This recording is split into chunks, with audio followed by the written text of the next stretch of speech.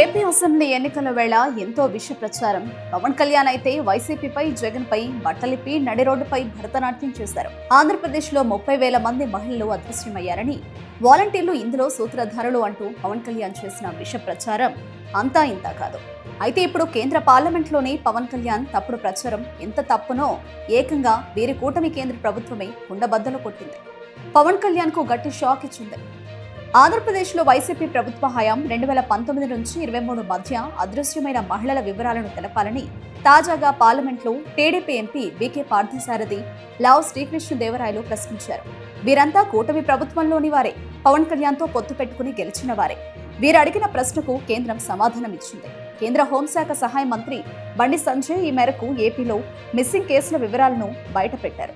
అదే ఇప్పుడు ఏపీలో పెను సంచలనమైంది.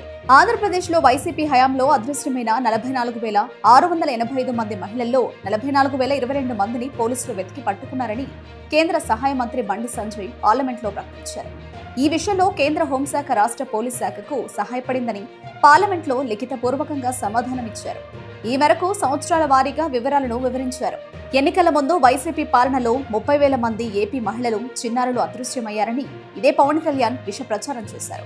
ఇప్పుడు ఆయనే డిప్యూటీ సీఎం, వారిని తీసుకొచ్చే ప్రయత్నం చేయవచ్చు, కానీ సైలెంట్ అయ్యారు. వైసీపీని అనవసరంగా బ్లేమ్ చేసి అధికారం సంపాదించారు. రాజకీయ లబ్ధి కోసం విష ప్రచారం చేశారు.